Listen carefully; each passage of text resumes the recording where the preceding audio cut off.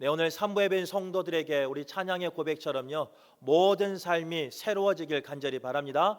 그래서 우리의 입술이 할렐루야 하면서 찬양하는 입술 되시고, 우리의 삶이 할렐루야 하면서 찬양하는 삶 되시길 간절히 바라겠습니다.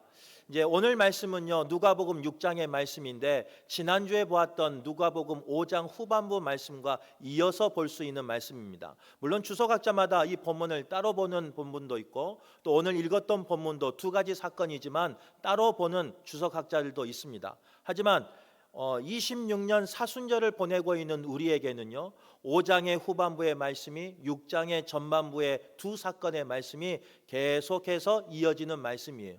지난주의 말씀을 아마 기억하고 한 주간 잘 살았을 것인데, 지난주 말씀은요, 예수님께서 레위라는 제자를 부르신 이야기입니다. 레위의 직업이 뭐였어요? 세리라고 대답하려고 그랬죠. 네, 감사해요. 세리였습니다. 그러면은 그 세리가 세관에 앉아 있는데 많은 사람들이 지나가면서 봤어요. 어떤 눈으로 봤을까요? 저 배신자, 저 죽일 사람 하는 눈으로 봤다고요. 그 당시의 세리의 직업은 아마 죄악된 직업이었기 때문에 그렇습니다. 그런데 예수님은요, 그런 시선 가운데 그 세리를 어떤 눈으로 바라봤다고요? 사랑하는 마음, 용서하는 마음, 긍휼의 마음으로 그 세리를 바라보았습니다. 그리고 세리는 그 은혜를 받고요, 집에서 이제 세리인 레위는 그 집에서 잔치를 베풀어요. 그래서 자신의 친구들인 동료인 그 세리들을 다 모았는데, 사람들은 지나가면서 저 악의 구렁텅이 하면서 손가락질했습니다. 그런데 주님께서는 그곳에 함께 하여 주시고, 그들을 위로하여 주시고, 그들의 마음을 회복하여 주시고, 상한 마음을 치유해 주셨다는 거예요. 그리고 함께 식사를 하면서 내가 너희들과 관계에 있다, 내가 너희들과 함께 한다라는 것을 친히 몸소 보여주셨습니다. 이것이 우리가 사회생활할 때, 또 우리가 삶을 살아갈 때, 신앙생활할 때 우리의 모습이 그래야 된다는 거예요. 그런데 오늘 본문의 말씀은요, 거기서 끝나는 것이 아니라 안식일임에도 불구하고 우리의 그 모습은 예수님의 모습을 계속해서 닮아가야 함을 오늘 본문은 이야기하고 있습니다. 어떻게 보면 오늘 본문에 나온 두 가지 문제는요, 서로 다른 문제예요. 하나는 먹는 문제, 하나는 치유의 문제예요. 그런데 이 모든 문제가 언제 일어났느냐? 안식일 날 일어났다는 거예요. 그러면서 주님은 이 사건을 통해서 오늘 3부 예배한 우리 성도들에게 질문하고 계셔요. 너희는 안식일에 어떻게 보내고 있느냐라고 질문하고 계셔요.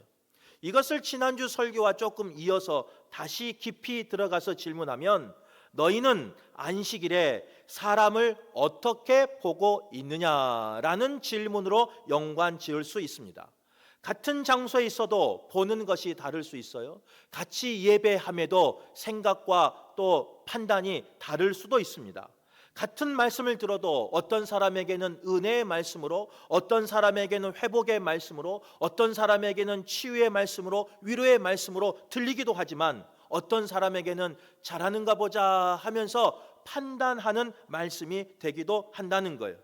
오늘 이 말씀을 통해서요, 바라기는 우리도 바리새인과 서기관 같은 그런 오늘 본문에 의하면요, 그런 눈이 아니라, 그런 마음이 아니라 예수님과 같은 눈을 가지시길 바라고, 마음을 가지시기를 바라고, 그런 삶을 살아내는 우리 모두가 되시길 간절히 바라겠습니다. 그러면 오늘 첫 번째 사건은 어떤 사건이냐? 제자들이 이삭을 잘라 손으로 비비어 먹으니. 오늘 1절과 2절 말씀에는요, 안식일에 제자들이 그 밀밭 사이로 지나가다가 이삭을 잘라 비벼서 먹는 이야기가 나옵니다. 이 장면을 보고 바리새인들은 즉시 말합니다. 뭐라고 말하느냐? 어찌하여 안식일에 하지 못할 일을 하느냐라고 물어봤다는 거예요. 안식일에 해도 되냐 안 되냐 이런 질문의 의문형의 질문이 아니에요. 너희들 안식일에 해서는 안 되는 일을 왜 하느냐 하는 정죄의 질문이, 정죄하려는 마음이 들어있는 질문이라는 거예요. 제자들은 왜 그 안식일 날 해서는 안 되는 왜 곡식을 비벼서 먹었을까? 사역하다 보니까 먹을 시간이 없어서 배고팠을 겁니다. 그리고 예수님은 뭐 농사를 지거나 사업을 하거나 뭐 그런 분이 아니시잖아요. 그래서 예수님을 따라가는데 늘 배고픈 사역이 연속이었을 거예요. 그러다 보니까 사역에 지치고 먹을 시간도 없고 먹을 것도 없다 보니까 제자들은 배가 고팠을 거예요. 굶주림 앞에 있었을 겁니다. 그들이 그 밀을 꺾어서 손으로 비벼서 먹는 것은 그 밀을 꺾어서 자신의 소유를 만들려고 욕심 부리는 상황이 아니었습니다. 살기 위해서, 배고픔을 달래기 위해서 이삭을 잘라 먹은 이야기가 오늘 본문의 이야기예요. 그런데 그 배고파서 먹은 제자들을 바리새인들은 어떻게 보느냐? 배고픈 제자의 모습을 보지 못해요. 연약해서 배고플 수밖에 없는 그런 사람의 연약함을 보지 못해요. 바리새인들은 그 사람을 보지 못하고 도리어 규정과 율법을 통해서 그 사람을 잣대질했다는 거예요. 율법과 말씀은요, 사람을 죽이라고 주신 게 아니에요. 율법과 말씀은 사람을 살리기 위해서 주신 율법이요 말씀이라는 거예요. 율법과 말씀은요, 정죄가 목적이 아니라는 거예요. 물론 율법과 말씀을 통해서 이것이 죄이다, 이것이 죄가 아니다, 죄인이다, 죄인이 아니다 라고 구분은 할 수 있어요. 그런데 그 죄와 그 구분하는 이유는 뭐냐? 이것은 죄니까, 이곳은 죄가 만연한 곳이니까 율법을 통해서, 말씀을 통해서 그곳과 멀리해라 하면서 너희는 죄와 멀리해서 사는 사람이 되라라는 게 바로 율법과 말씀의 목적이라는 거예요. 그런데 오늘 본문에 나온 바리새인들은 그렇지 못했다는 거예요. 사람을 바라볼 때 그들의 마음을, 그들의 상황을, 그들의 애탐을, 그들의 눈물을, 그들의 배고픔을 바라보는 것이 아니라 도리어 말씀과 율법으로 그들을 판단하였고 그들을 정죄하였습니다. 율법과 말씀으로 그들을 살리는 칼로 쓰는 것이 아니라 그들을 찌르는 칼로 율법과 말씀을 쓰고 있다는 거예요.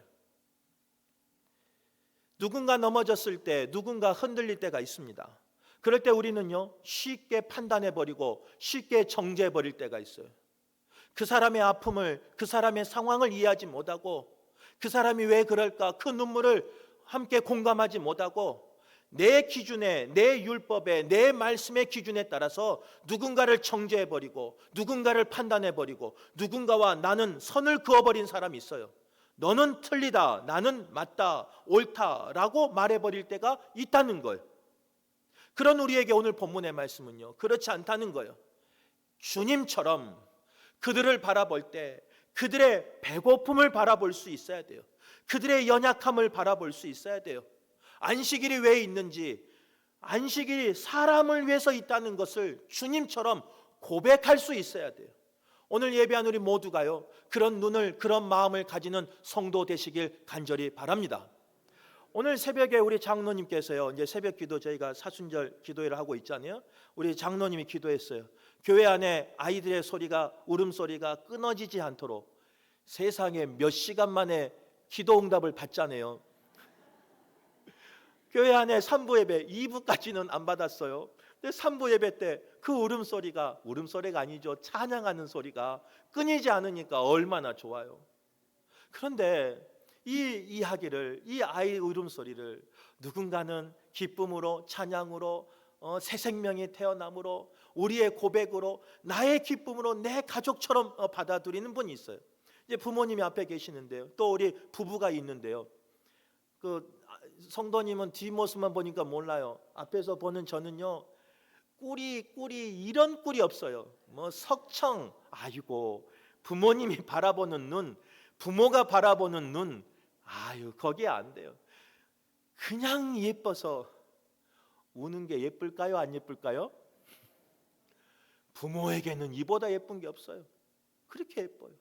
그런 눈으로 바라보신다는 거예요. 하나님을 믿는, 예수를 그리스도로 고백하는, 성령님의 도우심을 받는, 인도하심을 받는 교회 공동체는 그런 마음이, 그런 눈이 있어야 돼요.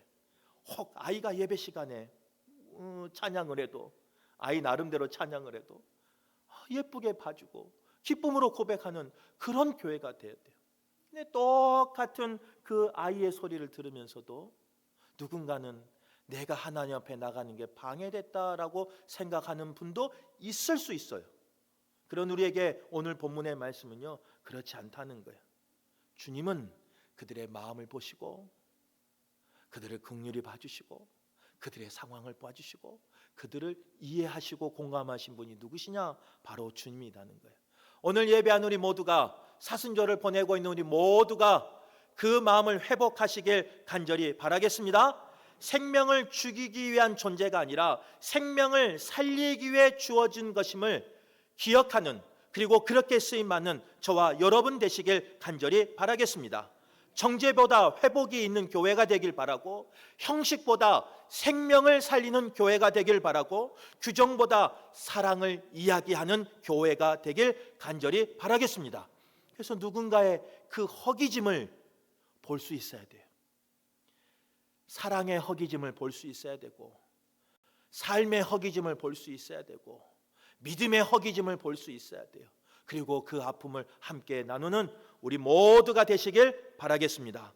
두 번째 사건은 어떤 사건이냐? 병을 고치시는가 엿보니. 오늘 본문에 이렇게 기록되어 있어요. 오늘 6절 말씀은요, 또한 다른 안식일에 예수께서 회당에 들어가사 가르치실세 거기 오른손 마른 사람이 있는지라. 오늘 두 번째 6절부터 11절까지의 사건은 안식일에 일어난 사건인데, 누가복음은 그 앞에 또 다른 안식일이라고 분명히 기록하면서 첫 번째 사건과 두 번째 사건이 다른 날, 같은 안식일이지만 다른 안식일 날 일어난 사건이라고 기록하고 있어요. 이것을 5장 후반주부터 쭉 보면요, 일상생활에서 주님은 이웃을 바라볼 때, 성도를 바라볼 때, 내 사랑하는 가족을 바라볼 때, 죄송한데 지난주에 원수도 아니에요, 그 왼수를 바라볼 때도 주의 마음으로 바라보라는 거예요. 주의 마음으로 함께 하라, 이렇게 말씀하셨어요. 그리고 동일하게 오늘 첫 번째 사건에서 안식일 날 그렇게 또 말씀하셨어요. 그리고 또 다른 안식일에 또 이렇게 말씀하고 계신다는 거예요. 주님이 계속 그렇게 말씀하고 있는데, 오늘 이제 6절 이하에 보면 서기관과 바리새인들은 그것을 깨닫지 못해요. 계속해서 주님이 그렇게 살라고 본을 보여주셨음에도 불구하고 서기관과 바리새인은 깨닫지 못하고 전혀 다른 것을 행하고 말아요. 오늘 본문에 보면요, 또 다른 안식일에 누구 사건이 나오느냐? 오른손 마른 사람 이야기가 나옵니다. 오른손이 말랐다는 것은요, 근육이 굳어갔거나 아니면 근육에 힘이 빠졌거나 오른손을 쓸 수 없는 그런 모습을 이야기해요. 우리 옆에 분들과 이제 예배 시간이지만 우리가 악수하면서 한번 인사할게요. 잘 왔습니다. 한번 인사해 볼게요. 네. 대부분 인사할 때 어떻게 인사하냐면요, 우리가 오른손을 펴서 악수할 때가 많습니다. 그런데 죄송한데 오늘 본문에 나온 오른손이 마른 사람에게는 그 인사 시간이요, 정말 불편한 시간이에요. 목사가 무심코 우리 인사합시다 해서 무심코 손 내민 오른손이 오른손 마른 사람에게는 정말 힘든 시간이에요. 눈물 나는 시간이에요. 나의 치부를, 나의 부족함을, 나의 연약함을, 나의 아픔을 알리고 싶지 않는 시간이 무심코 하는 그 인사일 수 있어요. 오늘 본문에 나온 주님은요, 그 마음을 아셨어요. 오른손 마른 사람은 그냥 몸이 불편한 정도가 아니에요. 그 당시에 인사도 오른손으로 하고, 삶의 경제적인 모든 문제도, 생계수단도 오른손으로 해결하고, 그 당시만 그럽니까? 요즘 세대도 마찬가지예요. 운전하면요, 요즘은 이제 기어가 자동이어서 그런데 대부분 어느 손으로 해요? 오른손으로 바꾸게 돼 있어요. 문을 열어도 대부분 오른손잡이가 편하게 문을 열게 돼 있어요. 수저를 놔도 그 다음에 어디 가서 대접받아도 대부분 오른손으로 쓰게 돼 있는 것이 그때도 그러지만 지금도 그렇다는 거예요. 하지만 한번 생각해 봐요. 만약 내가 오른손이 말라서 오른손이 불편한 가운데 있다면 그 모든 것은 다 불편한 거예요. 그 모든 것은 다 나의 부끄러움을, 다 나의 연약함을 드러내야 하는 상황이라는 거예요. 그런데 주님께서는 그 모든 것을 아시고요, 오늘 본문의 말씀에 보면 그의 오른손 마름을 치료하여 주신 것을 볼 수 있어요. 오른손만 마른 게 아닙니다. 오른손이 말라서 경제 활동을 못하다 보니까 경제적인 어려움이 생기죠. 사람과 인사하지 못하고 친하지 못하고 좀 숨기다 보니까 사회적인 위축이 있죠. 그러다 보니까 자존심이 무너져 내릴 때도 있다는 거예요. 주님이 오른손을 치유하셨다는 것은요, 단순히 오른손만, 약한 것만 회복하신 것이 아니라 그의 모든 삶을 회복하는 거예요. 그의 자존심까지 회복하는 거예요. 그의 부끄러움까지 회복하기를 원하시는 게 주님이시다는 거예요. 그런데 이 사명을 감당하는 이 상황 가운데 어떤 사람이 있느냐? 오늘 7절 말씀이에요. 서기관과 바리새인들이 예수를 고발할 증거를 찾으러 하여 안식일에 병을 고치시는가 엿보니,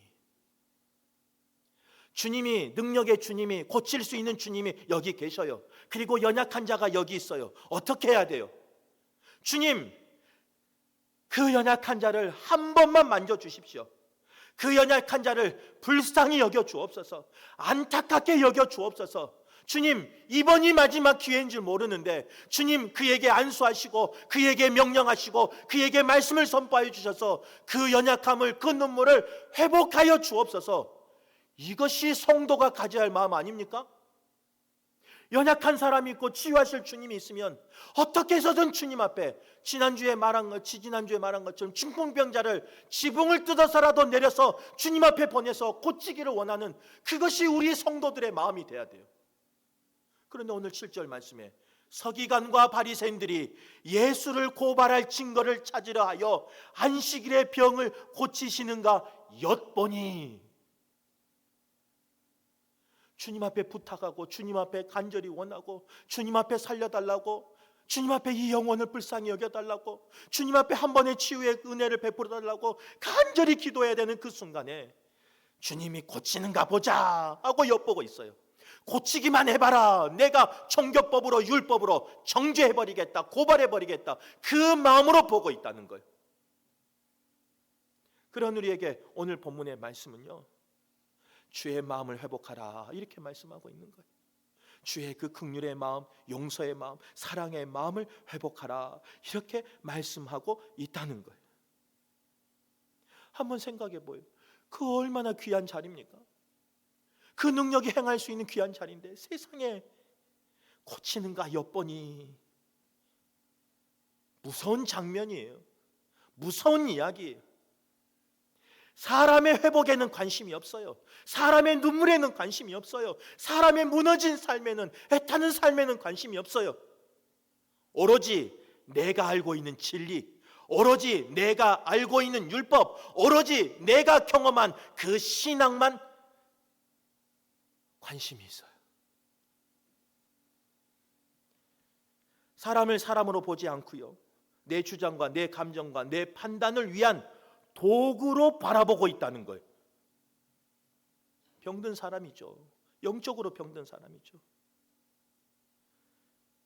바라기는 사순절을 보내고 있는, 경건의 삶을 살고 있는, 절제의 삶을 살고 있는 우리가 이런 바리새인과 서기관 되지 않기를 간절히 바랍니다. 아픔이 있다면 함께 기도하고 함께 나누고 함께 간구할 수 있는 우리 모두가 되시길 간절히 바라겠습니다. 오늘 보면 또 예수님은 그들의 생각을 아셨다라고 말했어요. 저 같으면 이 일을 행하면 내가 종교법에, 율법에 논쟁거리가 되고 고발당한다 생각하면요, 알고 있으면 저는 도망가요. 피해가요. 이번만 기회냐, 다음에 하지, 도망가 버릴 거예요. 그런데 주님은 알고 계셨어요. 그런데도 불구하고 어떻게 하느냐? 고쳐주셨어요. 논쟁이 될 확률이 있었어요. 여러 가지 고소 고발이 될 수도 있어요. 때로는 그 목회 사역 가운데 걸림돌이 되는 사건일 수도 있어요. 부담되는 사건일 수도 있어요. 그러나 주님은 그 영혼을 사랑하는 마음으로, 그 영혼이 살기를 원하는 마음으로, 그 영혼이 회복되기를 원하는 마음으로 논쟁이 돼도, 여러 가지 문제가 생겨도 그 생명을 사랑하는 마음으로 고치셨다는 거예요. 우리의 삶에 때로는 이런 순간이 닥칠 때가 있습니다. 그때 오늘 말씀을 기억하고 사는 저와 여러분 되시길 간절히 바라겠습니다. 세 번째로 오늘 본문에 보면요, 이 기쁜 소식이 가득한, 기적이 가득한 이 사건 속에 노기가 가득하여 의논하니, 11절 말씀에 이렇게 기록합니다. 그들은 노기가 가득하여 예수를 어떻게 할까 서로 의논하니라. 평행 본문인 마태복음에서는요, 죽일까 논의했다라고 나와요. 회복을 보고 기뻐하는 마음이 있어야 돼요. 누군가 살아나면 기뻐하는 마음이 있어야죠. 누군가 그 손마른 것만 고침받은 것이 아니라 가정이 살아나고 공동체가 그 사람 때문에 살아났잖아요. 그러면 기쁨이 있어야죠. 정상적인 사람이라면, 정상적인 신앙인이라면 하나님 앞에 영광 돌리고 감사합니다, 찬양하며 경배하는 소리가 있어야죠. 저 사람이 살아났습니다, 하나님이 일하셨습니다, 주님이 기적을 베푸셨습니다 하면서 증거하는 삶이 있어야죠.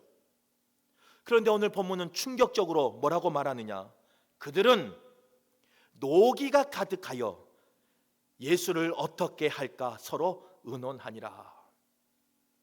회복을 보고 기뻐하지 않았어요. 누군가 살아나는 것을 보고 감사하지 않았어요. 은혜를 보고 은혜를 고백하지 못했어요. 생명이 살아난 그 장면 앞에서 감격하지 못했어요. 오히려 화를 냈다라고 성경은 말하고 있었어요. 왜 그랬을까? 그들의 기준이 무너졌기 때문에 그렇습니다. 그들이 쌓아 올린 종교적인 권위가 예수님 때문에 흔들렸기 때문에 그래요. 그들은 진리를 말하지만, 그들은 안식일을 말하고 있지만 예수님의 그 치유의 사역을 통해서 내 자리가 흔들렸기 때문에, 나의 자존심이 상했기 때문에 그들은 분노하고 있다는 거예요. 그 모습이요, 성경에 서기관과 바리새인만 있는 게 아니에요. 신앙생활하는 우리의 모습 속에 있을 수 있습니다. 오늘 이 말씀이 지난주, 지지난주 또 이렇게 오늘까지 계속 이어지는데 왜 굳이 이 말씀을 주실까? 왜 비슷한 말씀으로 말씀을 하실까? 우리 성도 때문에 그런 거 아니에요. 앞에 있는 담임 목사 때문에 그래요. 담임 목사가 이런 삶을 살고 있어요. 바리새인처럼, 서기관처럼. 겉으로는 아니에요. 겉으로는 거룩한 목사예요. 겉으로는 정 많은 목사예요. 겉으로는 사랑이 가득한 목사예요. 그런데 그렇지 않아요. 이 말씀 속에 저를 비춰보면요, 저의 죄악된 모습, 연약한 모습이 나와요. 흠이 되지 않길 바라요. 말씀을 정리하면서 정리할게요. 질문 하나 할게요.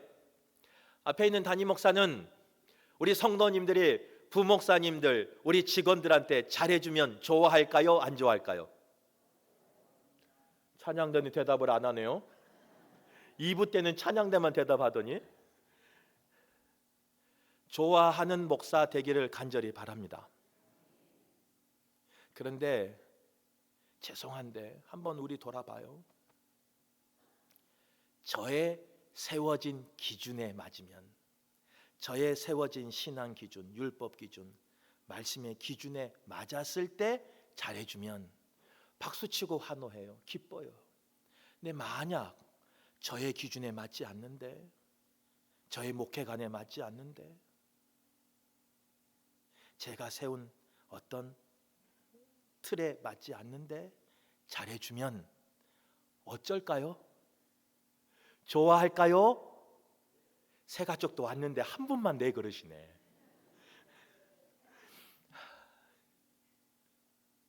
그 무릎 앞에 자유로운 목사가 아니에요. 노기가 가득하여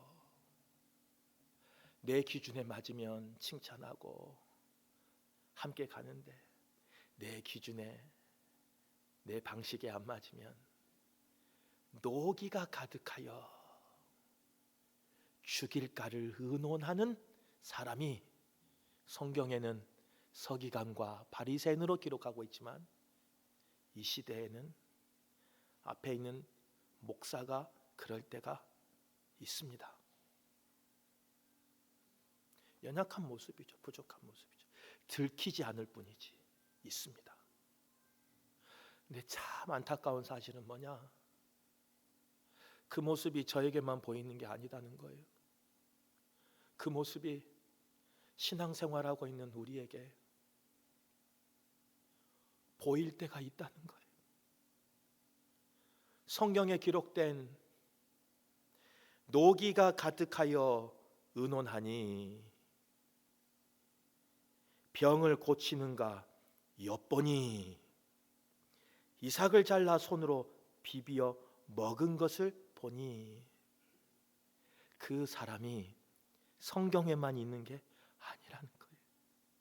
오늘 우리의 모습 속에 있을 수도 있다는 거예요. 바라기는 오늘 이 말씀이요, 좀 무거운 말씀이에요. 찔리는 말씀이에요. 하지만 들리는 우리 모두가 되시길 간절히 바랍니다. 절대로 그런 사람의 눈을 갖지 마시고 그 마음을 품지 마시고 오직 예수 그리스도의 눈과 예수 그리스도의 마음과 그 사랑으로 긍휼로 승리하는 우리 모두가 되시길 간절히 바라겠습니다.